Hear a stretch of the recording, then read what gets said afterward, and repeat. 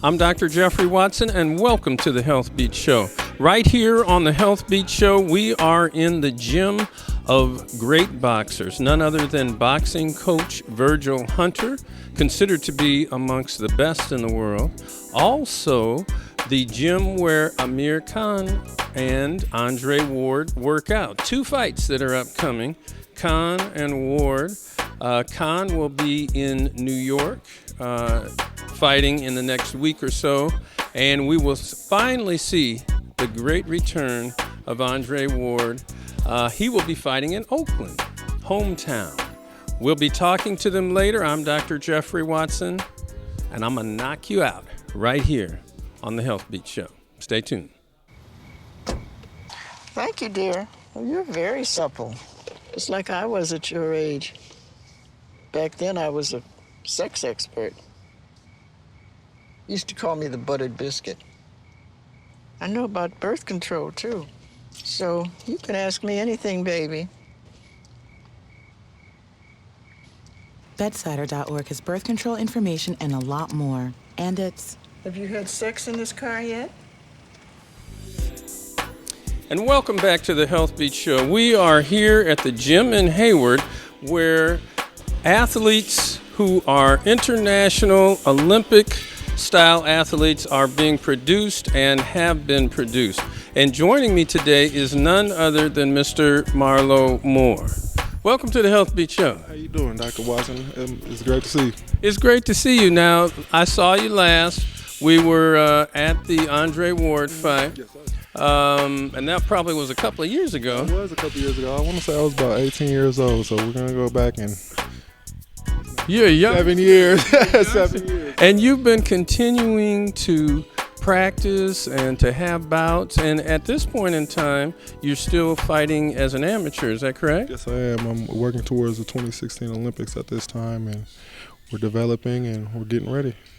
All right. And that's the process that Andre went through. Is that correct? Yeah, he's kind of set the mold for us. We're very proud of him. And it's just great to have that type of that caliber of fighter and see somebody who's already made the steps that I'm looking forward to making. Great. Now, where are you from? I'm actually from Richmond, California. From Richmond. Okay. So you grew up here and went to school in this area? Yes, I actually grew up in Richmond, back and forth from Richmond and Marin. I did my schooling in Marin. And How many amateur fights have you had? I think we're at 22 now. 22, and what's the record on that? I want to say I only have about three losses, and I've avenged most of them. Okay, and so your goal, you're saying, is to go to the Olympics. Yes, it is. In 2016. Yes, 2016. That's where we're focused at. I can see nothing past 2016 at this point in time. You know, and you're fighting as a heavyweight? Super heavyweight. Yes, super heavyweight, which will be the heavyweight for everyone who's not in the know in the difference between amateurs and professional fighting. Heavyweight is super heavyweight in the amateurs in the Olympic program. How much weight would that be? That will be 201 pounds to sky's the limit. Yes. Now, you're putting yourself in a position that is really talked about now. I mean, we had Ali, we had Tyson, we had Holyfield, we had all these great heavyweights, and everybody is looking for a heavyweight to come back. What's your thought about that? Well, I'm introducing myself, the next heavyweight, Marlo Moore. Okay, you. What do you think about the brother who is a heavyweight right now, fighting professional?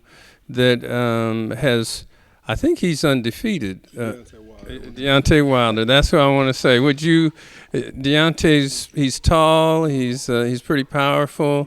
What are your thoughts about getting in the? I know that's pushing it way ahead. You still got to go to the Olympics, but he may be the heavyweight that people are looking at in a professional ring at this point in time. What are your thoughts about him? Well, I think he's come a long way for how long he's been doing this, and he's done it very fast, and he's still got some grooming to do.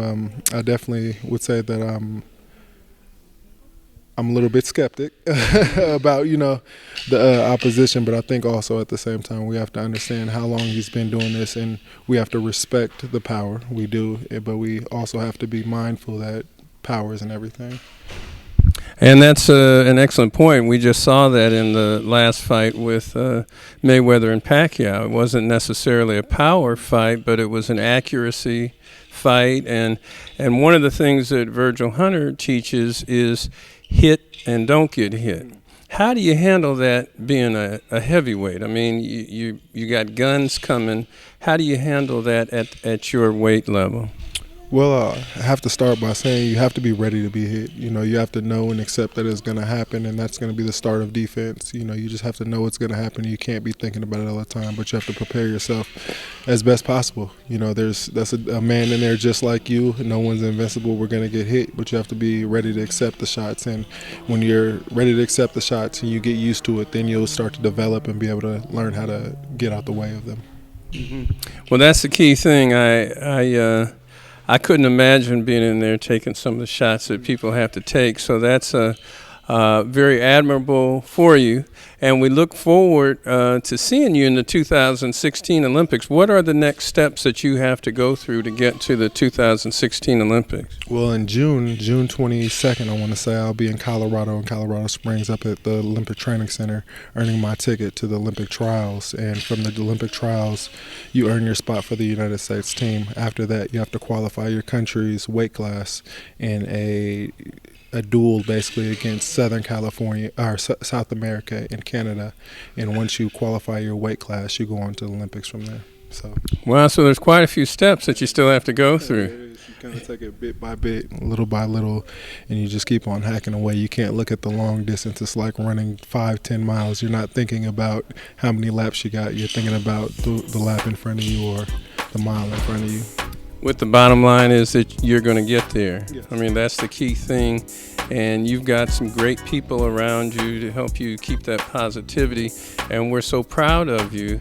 Here I am standing with a future Olympian in Mr. Marlo Moore, probably the next big heavyweight that we're going to see, where there's a void here in America. So I'm so honored that you be here. It's good to see you again, Dr. Watson.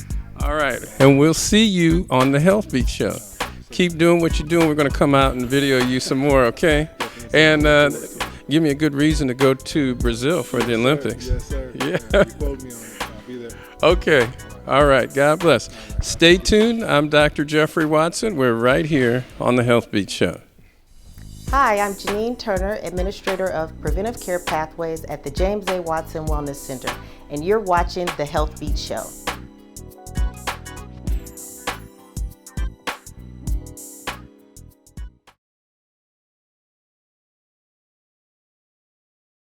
Victory is mine, victory is mine, victory today is mine.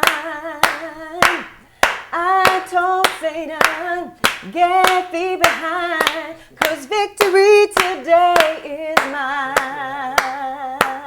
All right, beautiful, beautiful. We're here with Miss Tranisha Golston from the 5-A-Day campaign that tells you to eat 5 fruits and vegetables every day. Right, that's right. Because that's the key to our health. Now, we have some fruits and vegetables. What can you tell us about the seasonal guide to fruits and vegetables? Okay, well, if you're on a budget, it's always best to purchase fruits and vegetables when they're in season. And I just wanted to point out a couple of our informational brochures that the state provides us with. And for example, in the spring, we're looking at between April and June, you'll find bananas, apricots, eggplants, these types of things that are in season. And say, for example, in the summer, July through September, you have chives, you have scallions, you have onions, you have blackberries. And I want to point something out on here too. Now this is a seasonal guide for fruits and vegetables for fall, October through December. We're looking at bok choy, we're looking at broccoli, and in the wintertime, between January and March, we're looking at collard greens, which we have here on our lovely display.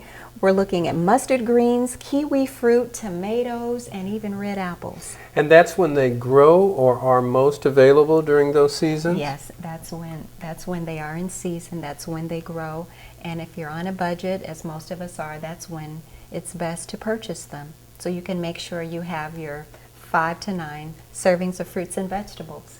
And so what you're saying is that all year around, these fruits and vegetables, and a variety of them, are available to us. That is correct. No excuse not to get your good fruits and vegetables. That's what it's all about. Right here on Down Home Healthy Cooking on the Healthbeat Show. Eat your fruits and vegetables.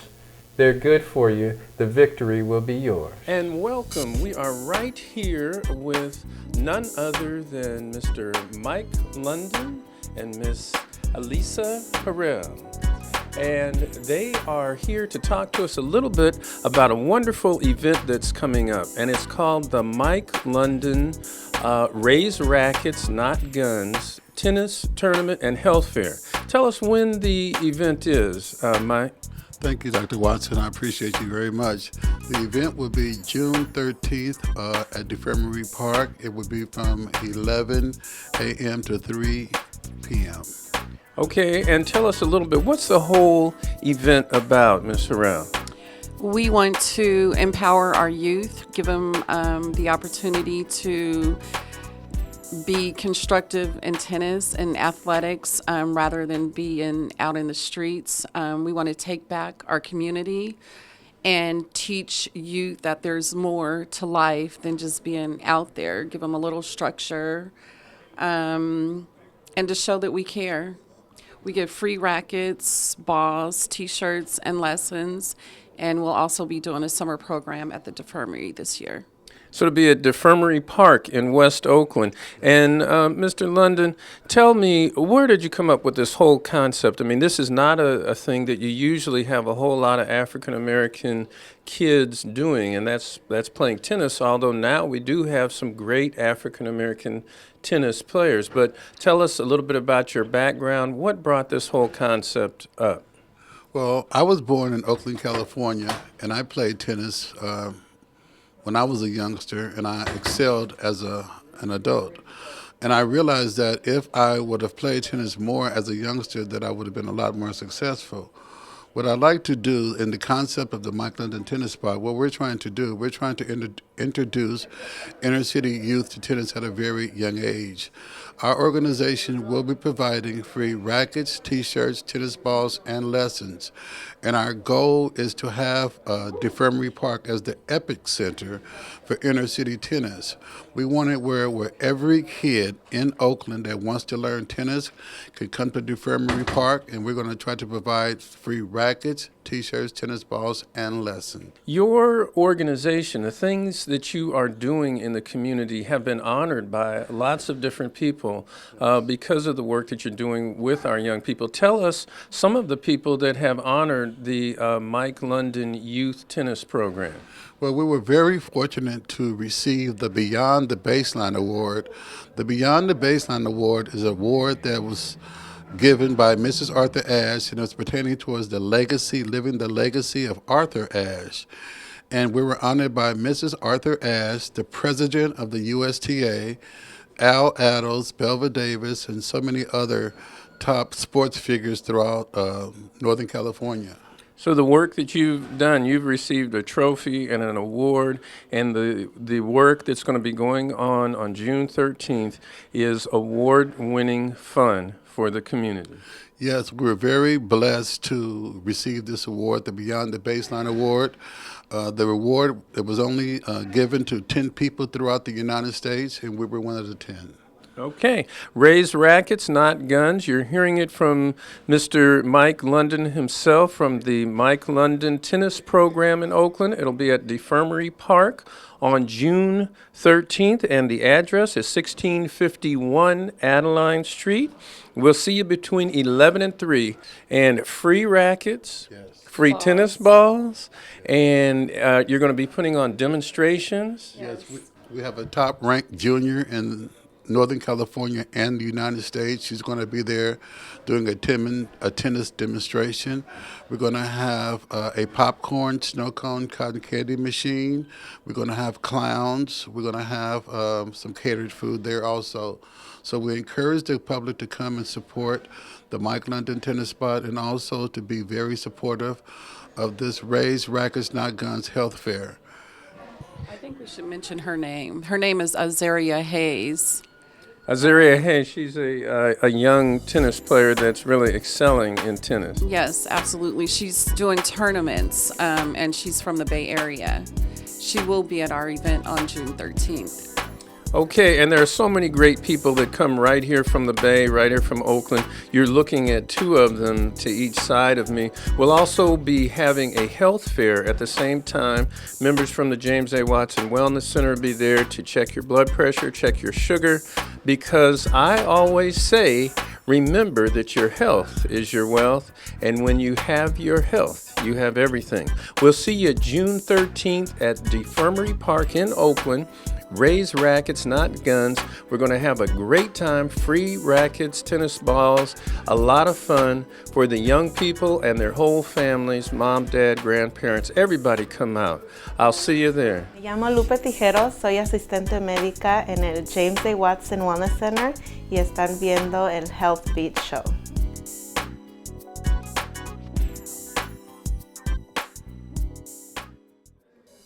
Joining me now is none other than the great Bobby Warren, known to many of us as OG Bob. And Mr. Bobby Warren is a trainer himself. He's had a great history and actually was one of the trainers of the great Virgil Hunter. How you doing, Bobby? I'm doing pretty good. How you, sir? Good. Good to see you. How old are you now? I'll be 85 in 2 weeks. 85 in 2 weeks. Yes, and you are here at the gym right now, still working with these boxers. Right. I still love it. You still love it. Now tell me when you started in terms of getting into boxing. I had my first fight at 14. And so you were a fighter yourself. Yeah, I had a fight at 14. And then you fought, and then when did you start getting into training? Well, that came about around in the late 60s when I started training fighters. And you're from Oakland, right? I was born in Texas, but I lived in Oakland since I was 12. Okay, and West Oakland, is that where you live? West Oakland, yeah. Okay, and then tell us about some of the trainers that you've trained and worked with. Trainers? Mm-hmm. Oh, it's quite a few of them. Right. Right now, I'm stumped right now. Okay, how about different fighters? Oh, I worked with George Cooper, Joe Gonzalez, Sherman Jones. Oh man, it goes on. The list goes on. Yeah, I know you were working with Angulo.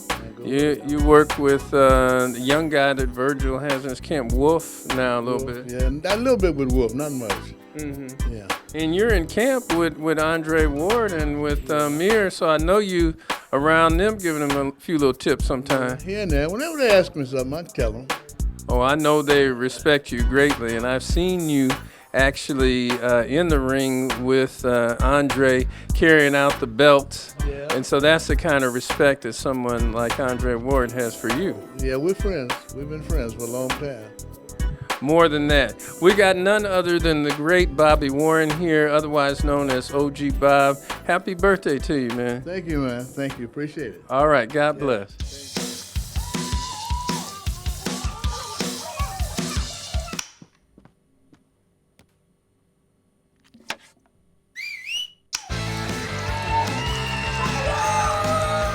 Don't let E. coli mosh with your food. An estimated 3,000 Americans die from a foodborne illness each year. You can't see these microbes, but they might be there. So always separate raw meat from vegetables. Keep your family safe at foodsafety.gov. I'm Dr. Geoffrey Watson, right here at the James A. Watson Wellness Center. Remember to get a screen in 2015. Heart disease, #1 cause of death. We'll test your heart, your carotids, your blood vessels of the abdomen and legs. I always say that if you knew better, you could do better. And your health is your wealth.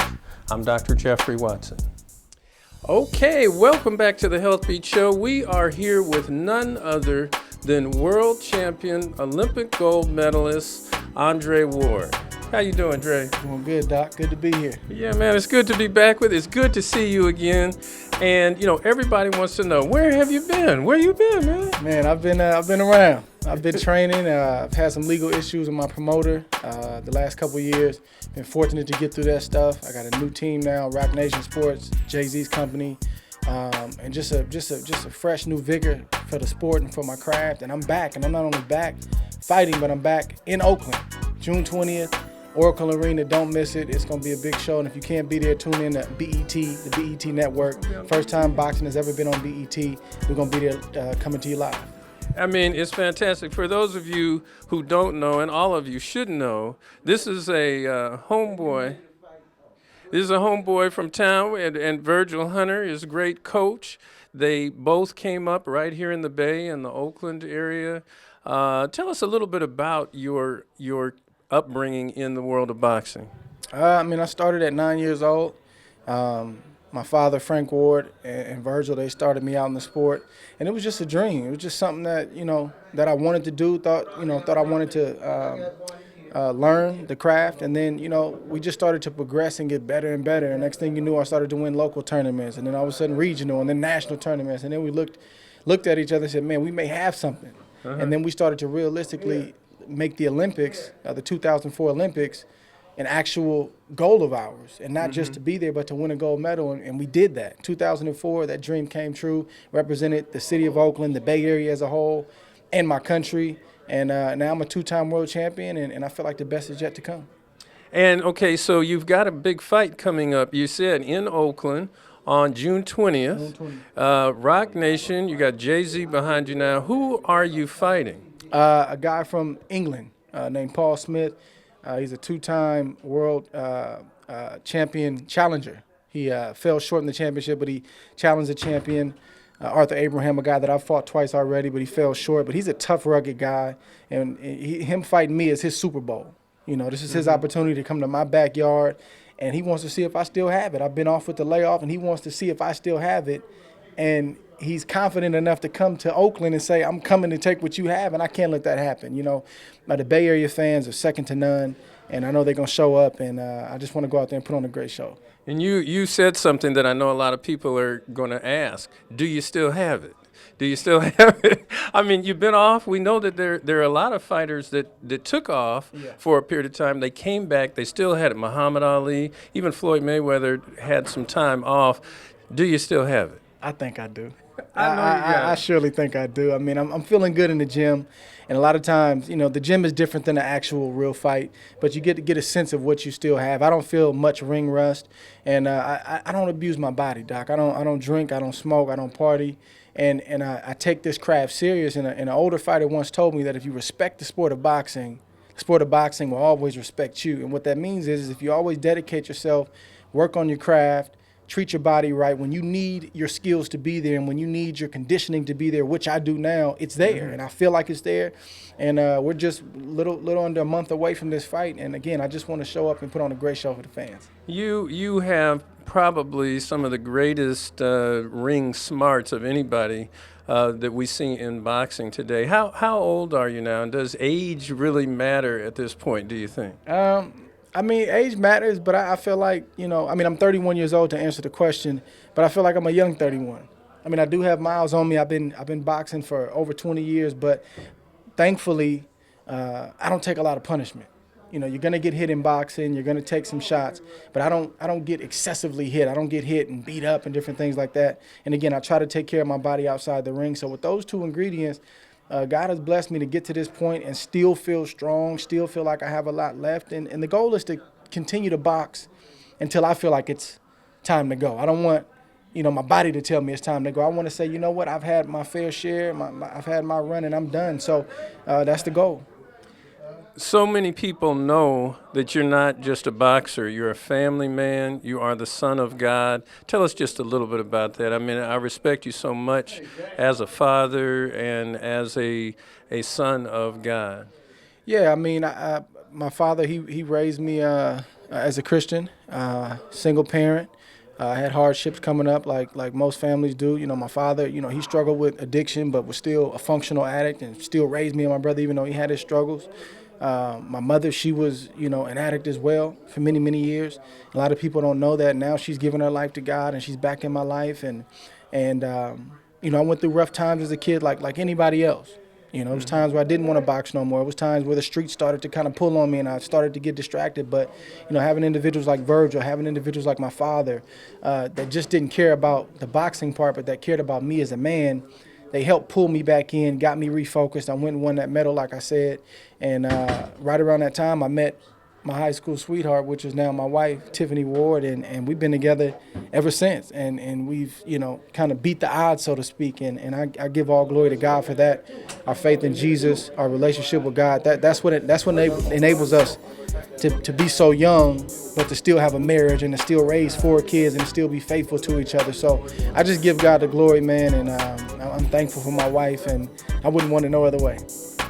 So articulate. We are so proud of you, man, and just all behind you. We're praying for you. Appreciate you. And do your thing. Thank you. June 20th. And I appreciate all the people in the Bay Area. Just lovely people. They always ride and support, you know, their own, and I always appreciate that. All right. None other than the great Andre Ward, son of God, a religious man, a father, a family man, really a role model for African-American men in the Bay.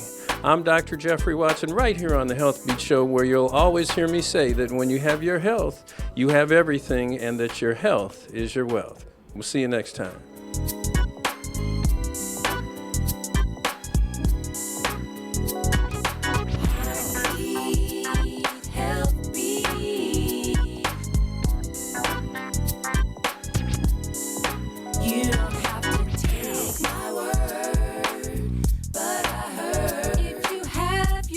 You have everything. Take my word, but I heard about the Healthbeat you're gonna be.